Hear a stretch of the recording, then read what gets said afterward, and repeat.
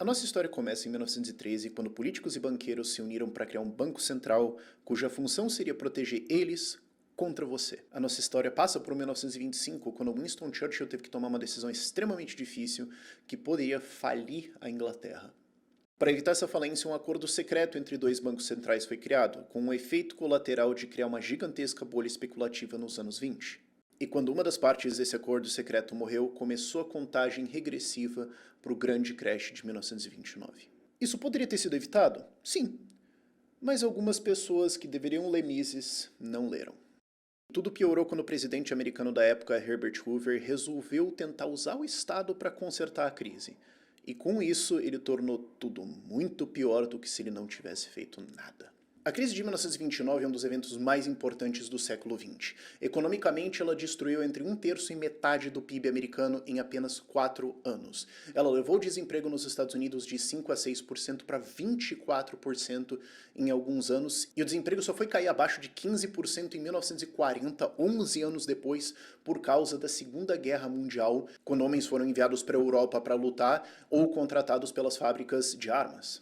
E na Europa, o impacto da economia, e especialmente o fato de que isso jogou o desemprego na Alemanha para 30%, certamente contribuiu com o acontecimento da Segunda Guerra Mundial. E outro dano gigantesco que passou todas as décadas e acontece até hoje é a forma que ela é ensinada. As pessoas aprendem que a crise de 29 aconteceu porque o liberalismo, o livre mercado, o capitalismo falharam espontaneamente, e o Estado então entrou intervindo e consertou isso e fez tudo ficar melhor.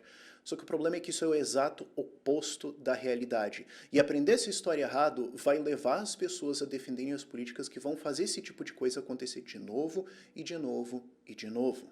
Então por isso a importância desse vídeo, desse documentário, se você quiser chamar assim.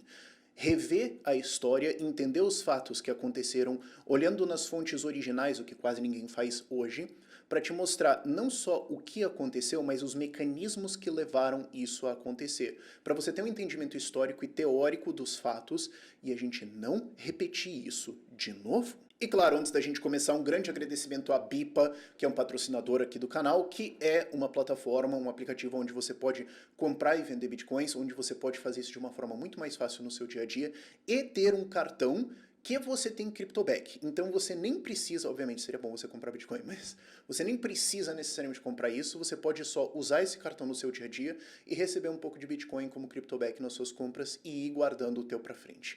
Mas a gente volta a esse assunto depois. E a escola ensina isso aqui totalmente errado, mas não por maldade dos professores. Ok, tem gente que está querendo ensinar ideologia de esquerda, mas eu não acho que isso aqui vai convencer eles porque eles querem continuar ensinando ideologia de esquerda. Mas a maior parte dos professores, a maior parte das pessoas que ensina isso, olhou fontes e autores que não olharam os fatos originais. E essas pessoas que escreveram os livros ou deram aulas para eles também não olharam para os fatos originais. É curioso como em quase 100 anos, ninguém mais conferiu o que realmente aconteceu, só se está repetindo a versão que alguém falou, e conforme a gente for avançando na série, você vai perceber, ah, é daqui que alguém pode concluir que foi tal coisa, mas na verdade não foi isso. Ah... O que geralmente é ensinado nas escolas e o que você provavelmente aprendeu é uma ou uma mistura dessas 4 teses. Primeiro, a indústria europeia voltou depois da Primeira Guerra Mundial e isso causou uma concorrência com os Estados Unidos e quebrou a indústria americana ou gerou uma crise. Isso não faz sentido porque primeiro que a indústria europeia voltou muito antes de 1929, segundo que isso significaria que depois da Segunda Guerra Mundial teria que ter outra crise, o que não aconteceu, terceiro que isso significaria que só pode existir uma indústria europeia ou uma americana, mas não as duas, porque uma causaria uma crise na outra. E quarto, isso não faz sentido economicamente, porque o enriquecimento da Europa significa que agora eles têm mais dinheiro para importar produtos e serviços americanos, e eles também estão produzindo mais coisas que seria mais barato para os americanos produzirem, que na verdade é a história do enriquecimento humano. Segundo, e essa tese você vai ver ao longo desse vídeo que dá para entender da onde ela veio, mas está errada. Teve uma crise de superprodução, quer dizer, muitas coisas foram produzidas, as pessoas não conseguiram consumir, as indústrias quebraram, as pessoas foram demitidas, tudo capotou. Só que isso não explica por que empreendedores, agricultores resolveram do nada, ao mesmo tempo, produzir um monte de coisa que era totalmente desnecessária. Quer dizer, eles eram geniais para chegar até o ponto de desenvolvimento e riqueza deles, e daí todo mundo tomou alguma coisa na água e produziu tudo errado.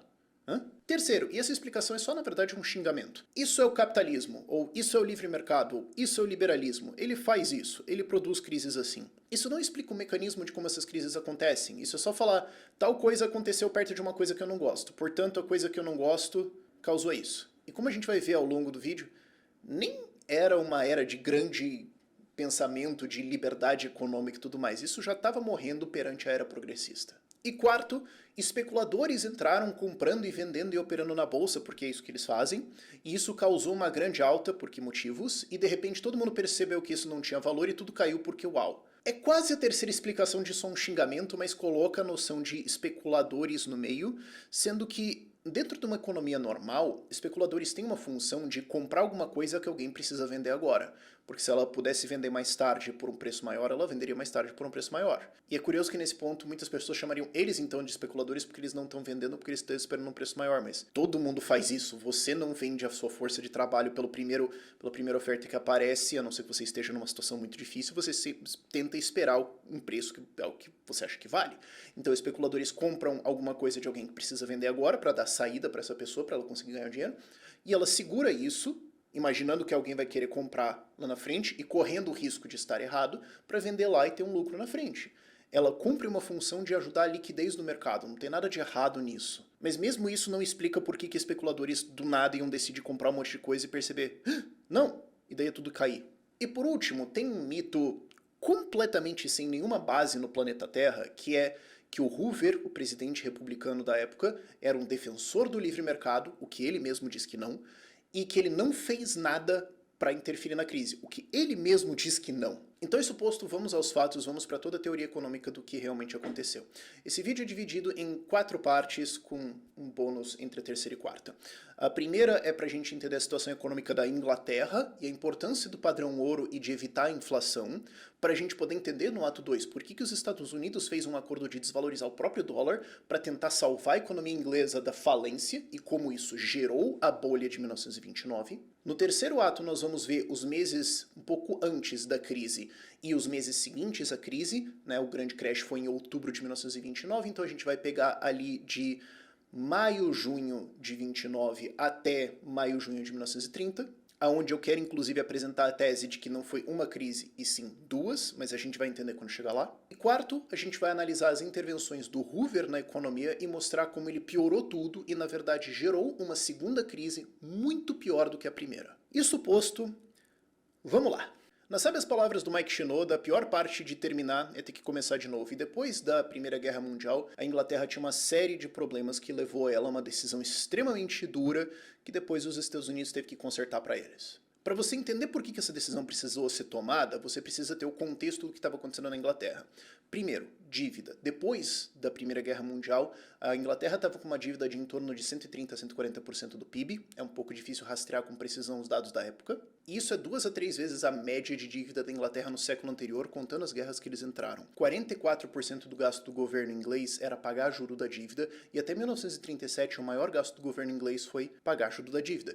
Isso só perdeu em 37 para rearmar para entrar na Segunda Guerra Mundial. Então, gigantescos gastos públicos, grande dificuldade de reduzir gastos e cortar impostos para tentar ajudar a economia. Segundo, trabalho. Você tinha muita gente voltando da Primeira Guerra Mundial que ficou anos na trincheira sem experiência de trabalho, mais totalmente deslocado, isso sem contar mortos e feridos gravemente. O desemprego chegou a bater 10 a 12% durante o período de 1920 a 1925, e durante a crise de 1920 e 21, que a gente vai entender depois, o desemprego pode ter chegado a 20 ou 30% em alguns lugares. Então, muita gente desempregada e com renda baixa. Falando de renda baixa, inflação. Durante a guerra, a Inglaterra imprimiu muito dinheiro e desvalorizou a sua moeda pesadamente. A inflação estimada nos 4 anos da guerra é de 100% e depois ainda teve mais inflação. Então você tem alto desemprego, você tem alta inflação correndo o salário de quem está trabalhando, e você tem um governo que está muito preso em pagar juros da dívida, cobrando altos impostos. E aí pensa na cabeça do inglês médio. Escuta, a gente acabou de jogar uma geração inteira nas trincheiras da França por motivos de ninguém, mas nem sabe porquê, não que a gente soubesse em algum ponto, e o que a gente ganhou em troca disso é estagnação econômica, inflação. Escuta, que grande revolta popular. E outro contexto importante dos anos 20, revoluções comunistas. Pois é, quando comunistas vão pra rua e, tipo, fuzilam gente, prendem que eles não gostam, crise de fome, milhões de pessoas morrendo. Isso foi a realidade na Rússia e isso é o que aconteceu em outros países onde comunistas tentaram fazer esse tipo de coisa. Inclusive, um dos motivos da Alemanha ter se rendido na Primeira Guerra Mundial foi que eles perceberam que eles poderiam tomar isso internamente na Alemanha. Então eles falaram, olha, a gente pode perder lá fora, mas pelo menos não perde aqui dentro. Então era necessário uma decisão que voltaria o desenvolvimento econômico da Inglaterra, traria investimento e controlaria a inflação. E essa decisão tem um nome muito simples, voltar ao padrão ouro. Então o que é o padrão ouro? E isso é importante para entender toda a crise de 29 de várias formas diferentes. Nele, o dinheiro de verdade é o ouro físico depositado em bancos comerciais, ou no Banco Central inglês, ou no caso de qualquer país, e o banco ou o Estado, o Banco Central desse país, emite notas, papéis, que são vale ouro. Mas esses papéis não têm valor em si, ninguém realmente quer eles. Eles têm um valor porque eles são válidos para trocar por ouro que está depositado nos cofres. Então a moeda de todos os países é, na verdade, frações ou números diferentes de como eles estão colocando o número deles em relação a ouro. E a grande vantagem desse sistema é que se você criar mais papéis, mais notas do que você tem ouro, vão perceber isso e quem tem essas notas vai falar, eu quero meu ouro de volta. Eu quero sacar isso e receber o meu ouro, porque eu sei que se todo mundo fizer isso, não vai ter para todo mundo. Então alguém vai ficar com notas que não tem nenhum valor e todo o valor dele vai ser destruído completamente. Então eu vou sacar esse ouro imediatamente e sair daqui. E por que é importante esse mecanismo para evitar a inflação? Por dois motivos. Primeiro, porque a inflação é um imposto que destrói a riqueza das pessoas. E segundo, porque a inflação atrapalha o funcionamento da economia. Então, primeiro, por que a inflação é um imposto? Isso foi primeiro explicado por um economista francês chamado Cantillon, que curiosamente, boa parte do que o Adam Smith fala de certo no Riqueza das Nações é só plágio do Cantillon mesmo. O Cantillon publicou o livro dele, Essai, na França, quando o Adam Smith estava trabalhando na França como tutor. Então ele certamente entrou em contato com esse livro, tanto que muitas coisas são plágio quase literal ali. E eu tenho uma outra série sobre como Adam Smith errou várias coisas, que são os muitos erros de Adam Smith, que na verdade é só uma leitura comentada do Murray Rothbard falando sobre isso na História do Pensamento Econômico. Não é como se eu tivesse feito essa pesquisa. Mas, enfim, o Cantillon explicou isso no Essai da forma dele, mas eu vou explicar de uma outra forma aqui, que eu acho que fica mais fácil para fazer analogia ao longo da série como um todo. Imagina que você tem um lago e você joga uma pedra nesse lago. O que vai acontecer? Ignora o fato que algum peixe levou uma pedrada, não é importante para nossa analogia. Se você for alguma coisa flutuando na superfície da água, o que vai acontecer é que vai passar uma ondinha por você. Imagina que essa onda, esse nível de água que está passando por você, essa ondinha, esse uhul, nesse momento eu estou mais rico. Tem uma emoção aqui, uhul, subiu. Essa onda vai se dissipar ao longo do lago, ela vai ficando menorzinha conforme ela vai para longe da pedrada, e conforme essa onda chega nas bordas do lago, ela vai perder a força completamente. E o lago como um todo vai subir de nível, mesmo que um pouquinho. Se for um lago muito grande e uma pedra pequena, quase imperceptível, mas alguma coisa. Se for um lago pequeno, você tacar muita pedra, eventualmente o nível de água vai subir. O nível de água é o nível de preços. A quantidade de água que existe nesse lago continua a mesma. Imagina que essa água é a riqueza desse país. Você jogar uma pedra muda a quantidade de água? Não. Mas muda o nível da água? Sim, muda o nível de preços. Então, quem está mais perto dessa pedrada vai levar um dia e sentir uma emoção e falar, uhul, agora eu tô mais rico, estamos surfando, passou. Agora, quem está mais longe do lago não vai receber um dia nenhuma. Só a água vai subir e ele fala, pô, tô mais pobre. Porque o nível que ele estava em relação à água agora mudou, ele está mais baixo e fala, pô, agora se continuar assim, daqui a pouco eu me afogo, mas o que está acontecendo aqui? Agora imagina a mesma coisa com dinheiro.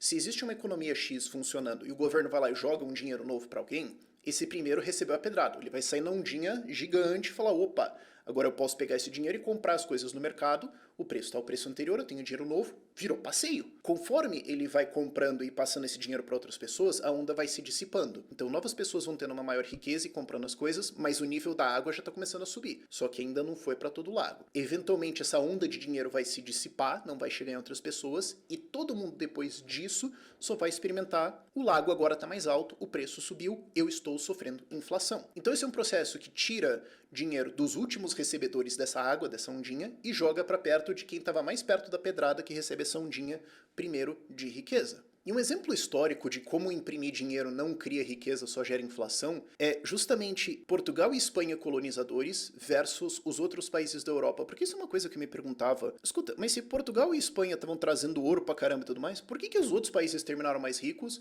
e hoje Espanha e Portugal são países mais pobres na Europa em relação aos outros? Qual foi? quando a gente olha os dados do PIB, eu não vou ler tudo aqui, mas está na tela para você, a gente vê que, de fato, no ano 1600, Portugal e Espanha estavam atrás dos outros países, e em 1700, depois de um século de trazer ouro, eles continuavam atrás por basicamente a mesma taxa. Você fala, hã? É, justamente porque trazer mais ouro não enriqueceu eles.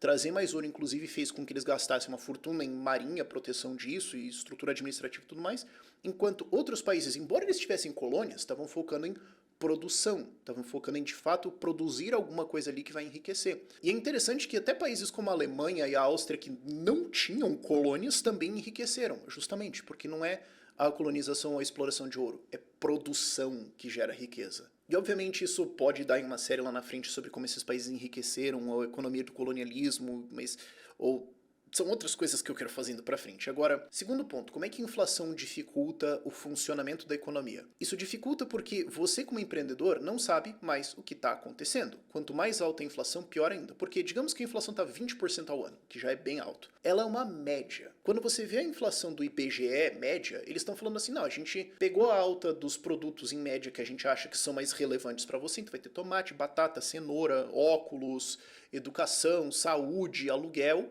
Fiz uma conta aqui de quanto cada um deles importa para você, tirou a média tudo e dá um número. Mas e se você não usa óculos? E se você não tem uma grande despesa de saúde porque você é mais jovem e mais saudável? E se você não gosta de tomate?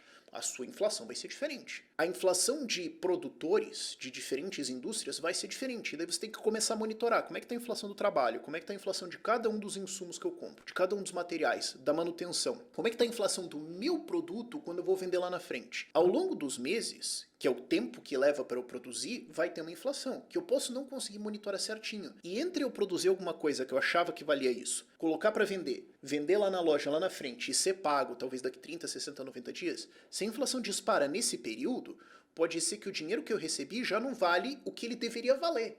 Então, quanto maior a inflação, pode muito bem acontecer de eu chegar no fim do ano, fazer a minha contabilidade e falar, putz, eu quebrei! Eu terminei com menos dinheiro do que eu comecei, que história é essa? Que também é um dos motivos porque foi tão difícil para Espanha e Portugal se industrializarem, enquanto você tinha outros países se industrializando mais. É um dos motivos, teve várias outras políticas ali, é uma história mais complicada que essa, mas eu só tô teasing que um dia eu quero fazer um vídeo sobre isso. Agora, e alguém vai fazer um contador de quantos vídeos diferentes ou séries eu tô prometendo ao longo desse documentário, mas ei, isso é esse canal agora, sejam bem-vindos. Isto posto, o padrão ouro voltar resolve o problema da inflação, resolve esse imposto inflacionário que estava empobrecendo os ingleses e ajuda muito a operar as indústrias e comércio do país. E quando você coloca isso, você traz de volta investimento, você traz dinheiro de volta para a Inglaterra e ajuda o desenvolvimento econômico deles. Contexto, vamos olhar os outros países ao redor. Bélgica, Itália e França tomaram uma crise de inflação de 50% de 1919 a 1923, então um período pós-guerra, onde a gente está falando aqui, sendo que a Inglaterra voltou ao padrão ouro em 1925. Hungria, Polônia e Áustria tiveram entre 1.000 e 10.000% de inflação entre 1919 e 1923.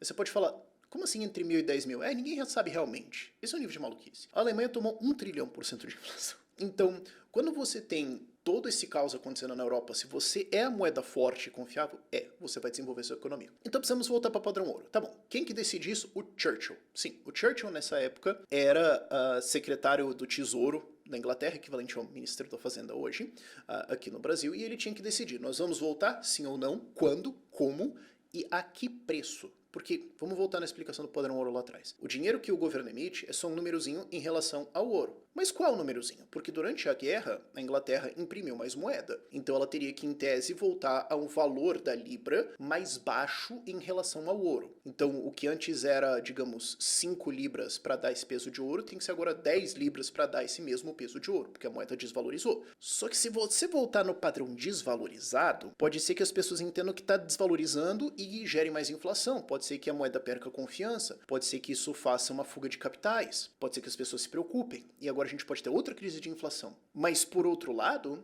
se eu voltar no preço anterior, eu vou estar com uma moeda artificialmente valorizada. Eu, governo, estou dizendo que vale 5 para um pedacinho de ouro, quando na verdade deveria valer 10. Não que os números sejam isso exatamente, é só um exemplo, mas se eu voltar no padrão supervalorizado, digamos, de antes da guerra, isso faz com que, primeiro, as minhas exportações sejam menos competitivas, porque a minha moeda está supervalorizada, e segundo, isso faz com que o meu país meio que vá à falência. Por quê? Porque se a libra está supervalorizada em relação ao ouro, quer dizer que tem mais libras do que tem ouro. Então, se eu pegar as libras e sacar todo o ouro, o país eventualmente quebra. E eu tenho que fazer isso porque, é sacanagem com o pessoal. Sim, mas se eu não fizer isso, alguém vai fazer. E as libras de papel que eu tenho vão perder o valor completamente e eu vou zerar de valor. Então eu tenho que me defender, eu tenho que sacar esse ouro.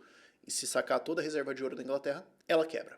E o Churchill decide voltar para o preço anterior da guerra com uma libra sobrevalorizada. E muita gente criticou o Churchill pra caramba sobre essa decisão, eu também, porque eu não entendia tanto, mas quando você observa o contexto, você fala, cara, voltar num valor desvalorizado poderia gerar uma nova crise de inflação, ninguém sabia como, podia gerar vários problemas. Se a gente voltar no padrão valorizado demais, peraí, se ao longo do tempo a Inglaterra conseguir trazer mais reservas de ouro para dentro, o que pode acontecer agora, né, porque a gente voltou pro padrão ouro, isso faz com que resolva em parte o nosso problema. E para sacar o ouro da Inglaterra e falir ela, não é tão fácil assim. As pessoas não podiam só pegar uma notinha de 10 libras e ir no banco falar eu quero meu ouro. Eles operavam na época com uma lei de gold bullion, então você tinha que ter o bullion, a barra. Você teria que juntar o equivalente hoje a uns 5 ou 6 milhões de reais, levar esse dinheiro de papel num banco central da Inglaterra e falar eu quero meu ouro. Aí eles vão falar, calma, peraí, eu vou ver e te falo, a gente já entrega, né, pera 30 dias, tá, só precisamos organizar aqui. E aí você ia receber uma barra de ouro de 12 quilos, e você vai fazer o que com isso agora? Você não vai depositar em nenhum banco europeu, porque todos eles são palhaçadas. Você não vai depositar na Inglaterra, porque você acabou de sacar. Você vai depositar onde? Nos Estados Unidos. Então você tem que pegar esse ouro, entrar no navio, torcer para não rolar um Titanic, atravessar o oceano, chegar no banco americano, depositar e pegar os seus dólares. Para isso acontecer não seria instantâneo. Vai demorar anos para esse processo acontecer. Então o Churchill provavelmente pensou, cara, a gente tem tempo para consertar isso, para o ouro entrar, para um grande deixa disso, e tem uma solução muito simples para esse problema aqui. E se a gente conseguir convencer os americanos a desvalorizar o dólar deles?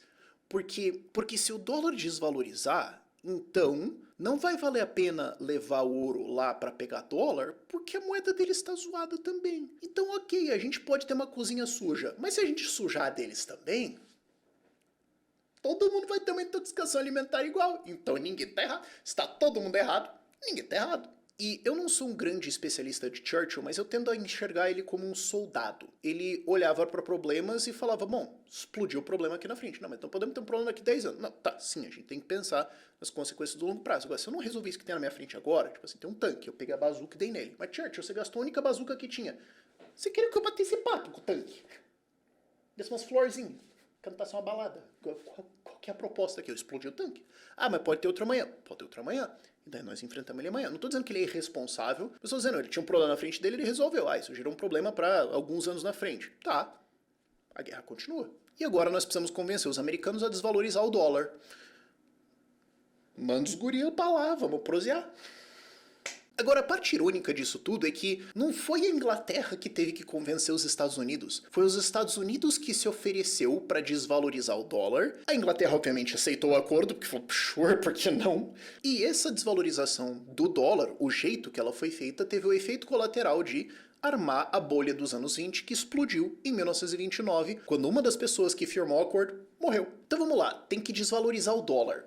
Como? Bom, o governo americano pode só imprimir mais moeda, mas não é assim que se faz dentro de um sistema de banco central. O que realmente foi feito, tecnicamente falando, é o Banco Central criou mais formas de ter reservas dentro dele, o que permite que bancos criem ainda mais dinheiro em cima dessas reservas, e essa nova criação de crédito aumenta artificialmente e momentaneamente a quantidade de crédito disponível, o que baixa o juro desse crédito, baixa o custo dele, e isso induz empreendedores, investidores, industrialistas a investir mais, a produzir mais do que eles deveriam, porque eles só estão respondendo ao incentivo de, tá barato, vou fazer, pô. E isso leva a uma expansão econômica errada, uma expansão econômica inflada, um boom, uma ilusão de desenvolvimento que na verdade é só uma ilusão, e quando esse crédito se dissipa, lembra da pedra jogada no lago que vai se dissipando? A mesma coisa. Quando isso se dissipa, tudo capota. Mas agora, por que os Estados Unidos iam oferecer para desvalorizar o próprio dólar para a Inglaterra? Bom, eu acho que primeiro, para poder falar para a Inglaterra,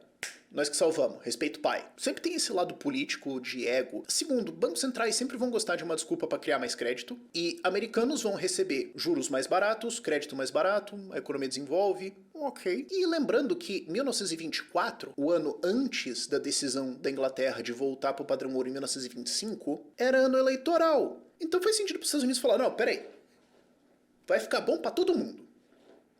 Inglaterra, eu ajudo você, aí você vira, né, um ponto de estabilidade aí na Europa, né, pro pessoal não se desentender de novo, deu errado, mas enfim.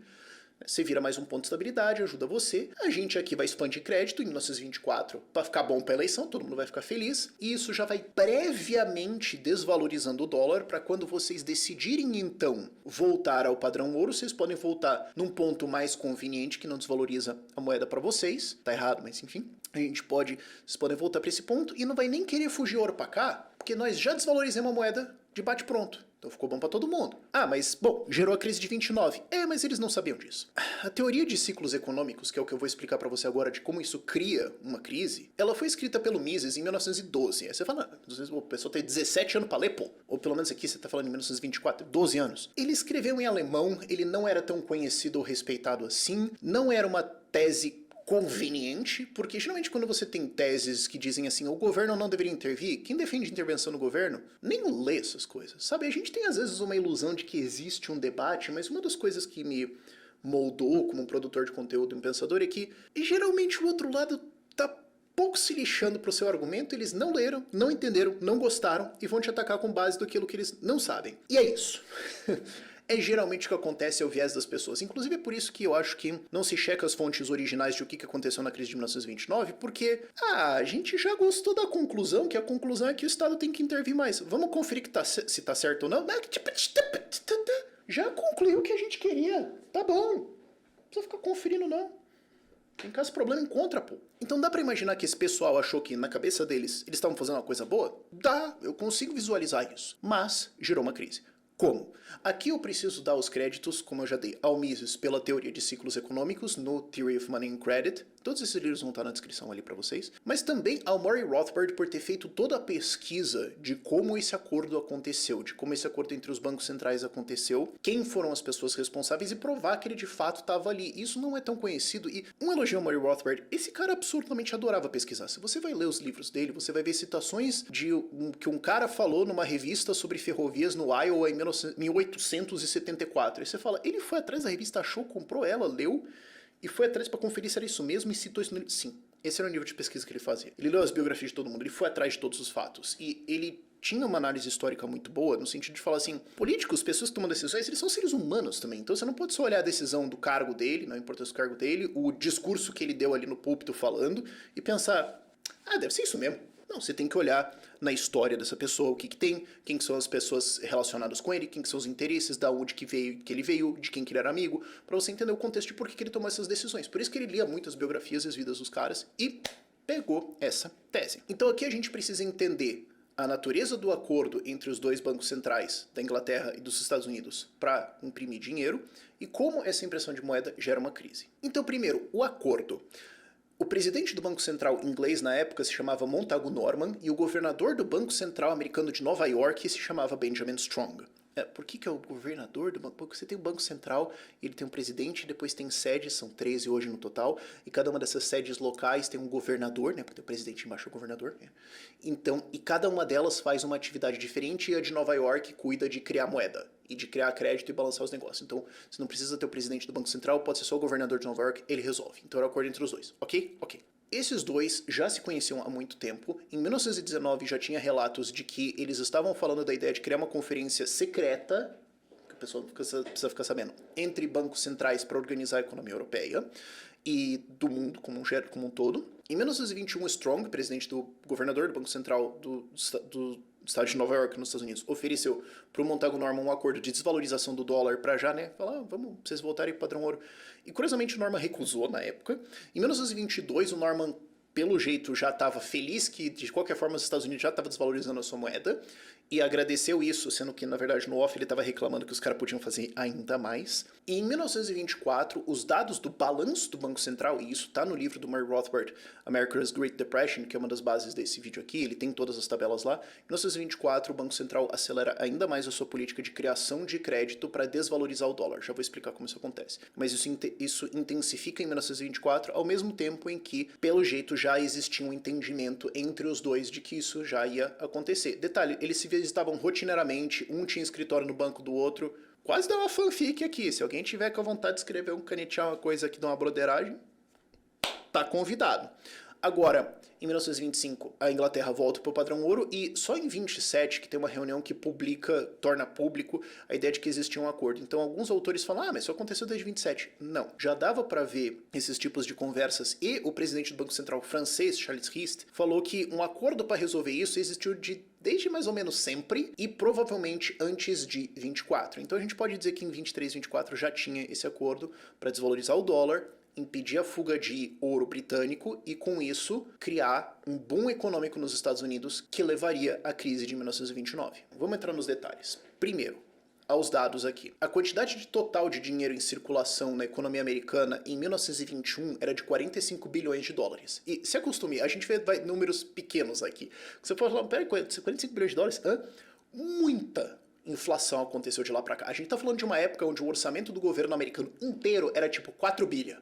Os números são muito menores, se acostume. Eu sei que é um pouco desorientador no começo, mas enfim. A quantidade de dinheiro em circulação era 45 bilhões em 1921 e subiu para 73,3 bilhões em junho de 1929. Isso está completamente sob controle do Banco Central americano, uma adição de 28,3 bilhões de dólares, ou uma alta de 63% da base monetária, completamente criado pelo Banco Central americano. Isso aconteceu porque, segundo, o Banco Central em Nova York criou 760 milhões de dólares a mais na sua base, não a quantidade de dinheiro total em circulação, na sua base, e isso, 3, permite que bancos comerciais criem mais moeda em cima disso, transformando esses 760 milhões nos 28,3 bilhões de dólares, criaram um novo crédito, abaixaram temporariamente os juros, levando as pessoas a investir e especular em cima disso. Quarto, é preciso entender que essa nova criação de crédito jamais aconteceria no livre mercado, essa expansão que é feita pelos bancos comerciais não seria possível, e eu quero contar uma história para exemplificar isso. Quinto, esse crédito então cria esse crescimento explosivo, mas como o Banco Central para de alimentar isso eventualmente, isso dissipa, a ondinha passa, o nível do lago sobe, os juros sobem de novo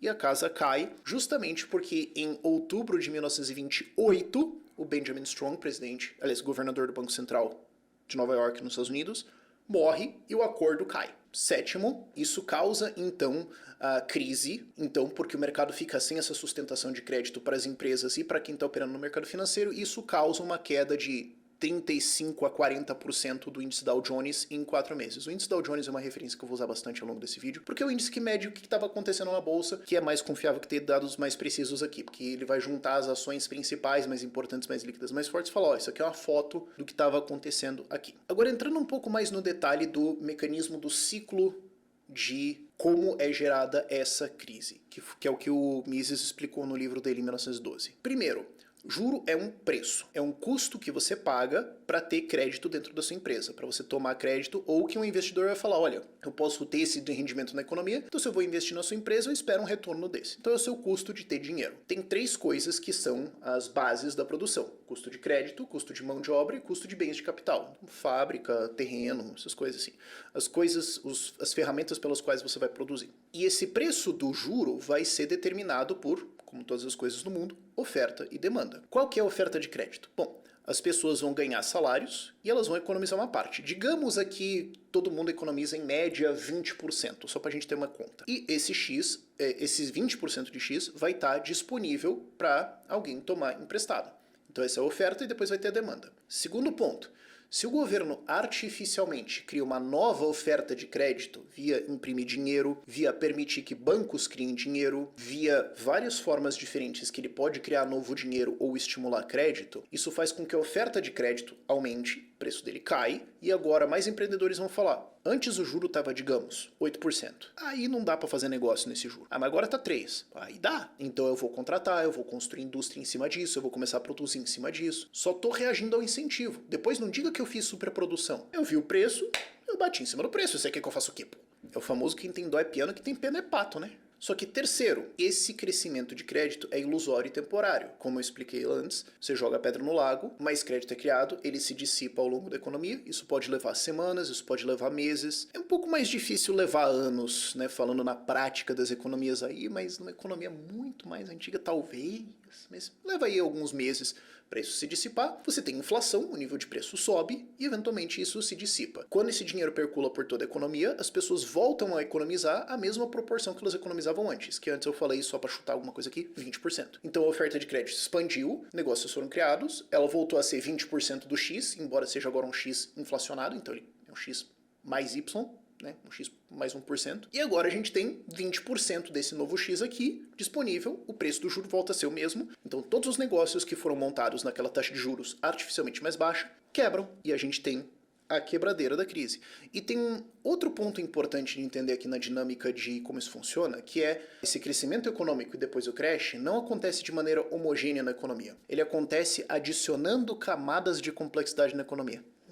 Isso foi abordado pelo Hayek quando ele debateu o Keynes nos anos 30 sobre por que a crise aconteceu. Em tese, o Hayek ganhou o debate, mas como todo mundo já queria que o governo intervisse pra caramba e já queria concordar com o Keynes, de novo aquela coisa tipo, a gente não tá aqui pra ouvir ou debater, a gente já concordou um lado e só tá fazendo o showzinho. E uma das coisas que o Hayek aponta como evidência dessa teoria, que eu tô ensinando pra você, que é a teoria de ciclos austríacos, é que vamos entender como é que é o ciclo de produção de uma economia. Você quer produzir uma casa. E você vê uma árvore, e você fala, eu quero uma casa de madeira. Você entende que ir full Minecraft, descer a porrada nessa árvore e arrancar tábua no dente, não é uma ideia inteligente. Então, antes de você produzir a casa, você tem que produzir um machado para derrubar a árvore, para com ele produzir as tábuas e produzir a casa. Então você tem que produzir o bem de consumo, né, a casa aqui, e antes disso você tem que produzir um machado. Então você tem um passo nessa cadeia de produção. Só que se a economia tá mais rica, né, as pessoas têm mais dinheiro, eu posso falar, cara, de repente fazer um negócio de produzir machado é uma boa ideia, né?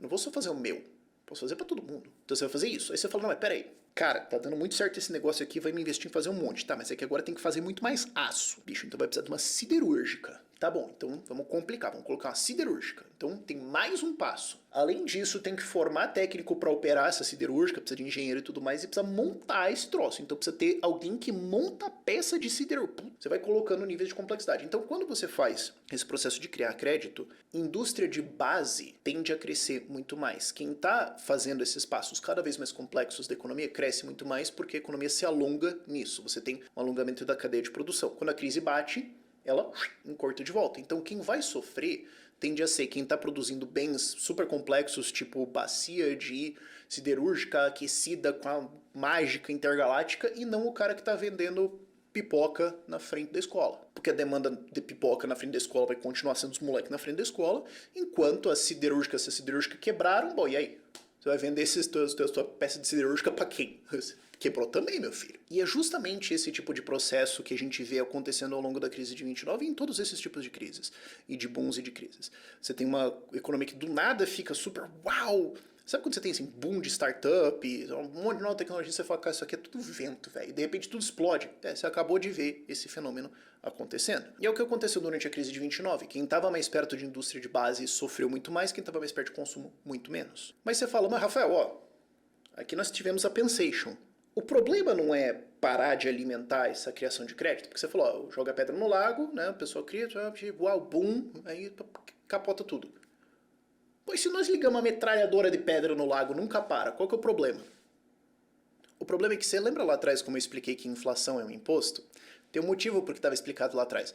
Porque se você continuar esse processo de ficar jogando pedra no lago, quem está perto das pedradas vai crescer muito em riqueza, enquanto quem está na periferia vai empobrecer. Quer ver um exemplo disso? Vamos olhar os dados americanos de 2008, né, a crise de 2008, até 2019, né, o ano prévio do Covid. Então, o maior gap que a gente tem recente de uma economia moderna fazendo exatamente isso. O governo americano e o Banco Central abaixaram os juros violentamente e isso fez com que bolsas de valores crescessem gigantescamente. O Dow Jones, o mesmo índice que eu estou usando aqui na crise de 29, durante o período de 2008 até 2019 subiu 170%. Por quê? Porque ele está muito perto, ele está lá na boca do Banco Central, assim que cria crédito, eles vão lá, compram um monte de coisa, tudo sobe. Mas enquanto isso, o PIB per capita, então o PIB dividido por morador dos Estados Unidos, subiu 14,8%. Fala, peraí, então teve alguém que saiu ganhando muito mais e alguém que saiu ganhando muito menos. Tá, mas peraí, e o salário? Os salários reais médios do trabalhador cresceram 13,8%. Só que note, médios. Primeiro você já pode notar que, cresceu 13,8% abaixo do PIB. Peraí. Tem alguma coisa aqui? Pois é, a inflação é um imposto. Mas segundo, note que isso é um crescimento médio dos salários. Isso significa que o salário de quem estava operando no mercado financeiro certamente cresceu muito. O salário de quem estava vendendo crepe gourmet e café a $20 com um monte de coisa gourmet na frente de Wall Street também subiu. Esse cara ganhou dinheiro. Quem estava perto desses centros financeiros ganhou dinheiro. Agora, o cara que é encanador numa cidade do interior, lá na caixa prego, que não tem nada a ver com isso, para dar a média, se todo mundo ganhar um monte, ele pode ser que, inclusive, ficou para trás. Enquanto os preços todos subiram, o dele não subiu. Ele pode, inclusive, ter visto uma queda de salários. Se você continua nesse processo de ficar tacando pedra no lago para sempre, quem tá perto vai sempre ter um dia e tá surfando, e quem tá longe só vai ver a água subindo e vai eventualmente se afogar. E aí, eventualmente, isso vai dar problemas políticos, dar problemas econômicos, mas enfim, não dá pra fazer isso. Não, mas peraí, como é que essa história de banco pode criar dinheiro do nada? Outra coisa que você precisa entender é reserva fracionada, que é a ideia de você só tem uma fração do dinheiro que você tem, que você alega ter, em reserva. Vamos entender o seguinte, existem dois negócios que um banco pode ter. Um, ele pode te cobrar o aluguel da caixinha para você depositar o teu dinheiro lá. E segundo, ele pode pegar esse dinheiro, emprestar para os outros e rachar o retorno com você. Só que ele pode ter uma terceira ideia dele ser esperto. Ele fala, peraí, esse dinheiro aqui que é para eu emprestar para os outros e dar retorno e tudo mais, o cara concordou que ele não vai sacar, ele vai deixar aqui. Mas o dinheiro da caixinha ali que ele tá pagando aluguel? Peraí, vamos pensar aqui de um jeito mais smart. Se eu pegar aquele dinheiro e emprestar para os outros, eu ganho juro em cima disso também. E não vai vir todo mundo sacar ao mesmo tempo, né? Então eu posso pegar e emprestar aquele dinheiro e ganhar dinheiro em cima disso também. Mas espera aí, então quer dizer que a quantidade de dinheiro que você deve para os depositários é maior do que a que você tem em caixa. Então se todo mundo vier e sacar, tu quebrou. Ah, mas não vai fazer todo mundo ao mesmo tempo isso, né? Ou o banco pode falar, não, peraí. Eu vou criar notas aqui do meu banco, Banco do Ideias Radicais, emprestar por aí e falar, tá emprestado, aí o pessoal vai consumindo por aí, essas notas vão circular na economia, e não vai vir todo mundo cobrar as notas aqui no dinheiro de verdade, seja ouro, dólares e tudo mais, ao mesmo tempo, né? Não vai dar tanto problema. Pois é, numa economia livre vai dar sim. E eu não preciso ficar no argumento teórico, eu posso te dar um exemplo prático. Aconteceu na cidade de Suffolk, nos Estados Unidos, em 1824, de ter um banco central privado que evitava justamente esse tipo de fraude. Note, a gente tá falando 1824, padrão ouro. E nessa época, não só os bancos tinham reserva de ouro dentro deles, bancos podiam emitir as suas próprias notas dos bancos. Então ele emitia o dólar federal do governo americano, ele emitia o dólar do banco da cidade, do banco que eu quisesse. Sabe como a gente tem um monte de fintech, startup? Imagina que cada uma delas pode criar o real com a marca deles depois. Era isso. Quer dizer que eu podia ter um banco lá longe que fala, vou criar uns dinheiro aqui, vai circular pra lá. Pô, é 1824, cara. Se as notas circularem pra lá 50 km de distância, quem que vai pegar uma charrete pra vir até aqui, pra pedir pra sacar esse ouro deles aqui só pra... vamos imprimir dinheiro aqui que se exploda, vamos fazer isso, vamos fazer negócio, vamos ganhar dinheiro, vamos fazer crédito, tudo bem. Só que a cidade de Suffolk percebeu, cara, tem um monte de banco fazendo isso. Eles juntaram com os outros bancos ali da cidade e falaram, cara, vamos inteirar todo mundo aqui, fazer uma vaquinha todo mundo, nós vamos pegar um monte de nota desses bancos aqui, vamos pagar o frete e vamos lá cobrar os caras. E vamos falir tudo esses desgraçados e vai sobrar o mercado pra nós. E nós vamos ganhar dinheiro em cima disso. Eles fizeram isso e justamente faliram um monte de gente. E isso virou um negócio para esse banco, eles ficaram mais de 30 anos fazendo isso. O negócio só caiu porque eventualmente teve a Guerra Civil Americana em 1861, foi suspenso o padrão ouro, então não tinha mais como ficar redimindo os dinheiros de volta, e logo depois foi proibido que bancos estaduais emitissem a sua própria moeda. Não que tivesse um problema, claramente não tinha. Já tinham inclusive descoberto a solução de como fazer essa checagem de bancos. Mas o ponto é, numa economia livre, que é o que a gente tinha até então, não teria como esses bancos ficarem criando dinheiro do nada. Então você não teria como ter essa reserva fracionária, um ia checar o outro e falar, não tem como, então não ia ter um mecanismo de crises. Essa crise, então, como aconteceu em 1929, seria impossível. Só que banco adora ganhar dinheiro e político adora ganhar dinheiro e influência. E aí juntou os dois e falaram, pera, não tá legal esse negócio. E se a gente proibir os bancos de criar dinheiro, ok? O depósito de ouro fica num banco central do governo americano, ok? E ele emite dólares, que são os dólares oficiais, E esses dólares são a reserva que a gente tem no banco. E aí, o banco, eu posso emprestar eles assim, acima do que eu tenho de depósito. Não vai vir todo mundo sacar ao mesmo tempo. Não, mas e se vier? Se vier, o Banco Central é o credor de último recurso. Então, se eu tomar uma puta chamada, se chegar todo mundo aqui em casa pedindo grana, eu ligo pro Banco Central e falo, socorro. Eles vão criar dinheiro, vai no papel, imprime, manda pra mim, emprestado a um jurinho muito menor do que o que eu estava cobrando de todo mundo. Eu então pago os meus depositários, todo mundo vai receber o seu dinheiro. Ah, mas pô, criar esse dinheiro vai gerar inflação e vai gerar um imposto inflacionário. Mas ninguém entende o que está acontecendo, né? Quem que vai até? Pô, levei o quê? Quase uma hora só para explicar isso aqui até... Você acha que o Zé das Couve ali vai saber? A gente faz isso aqui, o banco me salvo, ficou bom para todos os banqueiros, ficou bom para o governo também porque eles vão ganhar dinheiro. Ninguém vai entender que eles estão sendo roubados e ficou bom. Isso é um fenômeno de mercado? Não. Isso é livre mercado? Não. Isso é corporativismo. Isso é uma aliança entre um setor produtivo e um governo para se proteger e roubar você. Não me venha dizer que isso é livre mercado, que isso é capitalismo e tudo mais. Não. Isso é corporativismo. Isso é usar o Estado para roubar as pessoas. Que é a função do Estado, na verdade.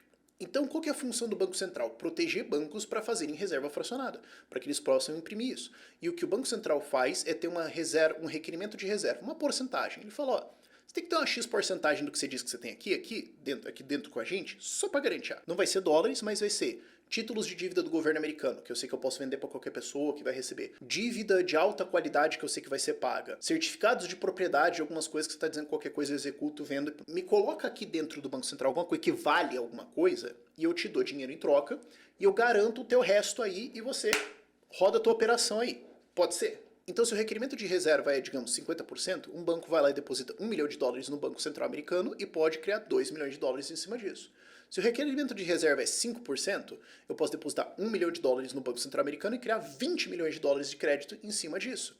Então, quando o Banco Central permite o depósito ou a criação de moeda dentro dele de mais $760 milhões, isso permite, por causa dos baixos requerimentos de reserva, que os bancos criem em cima disso $28 bilhões e 300 milhões em cima disso. O mecanismo pelo qual isso foi feito e os detalhes está tudo nas tabelas, está tudo no livro do Murray Rothbard da grande crise americana, mas isso explica o jeito que os bancos centrais protegem essa criação de dinheiro, como isso gera inflação, como isso é um roubo em cima de você, você está sendo roubado por essa prática, mas eles saem ganhando, então... Estado sendo Estado. E agora, juntando todas as ideias, o que aconteceu ao longo dos anos 20, especialmente de 1923, 24 até 1928, é que o Banco Central americano começou a aceitar novas coisas como depósitos de garantia para que bancos criem mais dinheiro. Ele abaixou requerimentos de reserva para que bancos pudessem criar mais dinheiro. Ele permitiu várias formas diferentes para que os bancos comerciais criassem mais dinheiro e ele mesmo criou mais reservas, aceitou mais coisas que sustentam mais criação de crédito lá na frente. E assim, portanto, $760 milhões viram 28 bilhões e 300, que viram novo crédito na economia, que incentivam empresários, empreendedores, investidores, especuladores, o que for, a operar em cima disso, porque quem tem dó é piano, e isso leva a um falso crescimento durante os anos 20, que é sustentado em cima desse crédito. Se o Banco Central parar essa política de criar novo crédito, ele vai dispersar e tudo vai cair. E como é que ele para? Simples. O Benjamin Strong, governador do Banco Central de Nova York, em outubro de 1928, vira a camiseta de saudade, parte para outra fase, e com ele cai o acordo dos Estados Unidos de desvalorizar o dólar para tentar ajudar a Inglaterra. E aí o mercado fica sem esse crédito de sustentação, e eventualmente, aquilo que não tem... Agora, antes da gente entrar nos eventos da crise, nos meses anteriores e imediatamente após o grande crash de outubro de 1929, só uma coisa, o que a gente aprendeu até aqui é que o problema foi o Estado controla a moeda, bancos controlam a moeda e por isso eles podem criar dinheiro para assim criar um imposto inflacionário, roubar você e ganhar dinheiro com isso, ou ganhar louros políticos com isso. A economia está se desenvolvendo, é ano eleitoral, estamos comprando apoio. Pois é, Bitcoin foi desenhado para consertar todos esses problemas. Bitcoin, por ter no máximo 21 milhões de unidades, não pode ser criado além disso. Então não tem como ser criado mais unidades para desvalorizar você e te tomar um imposto inflacionário.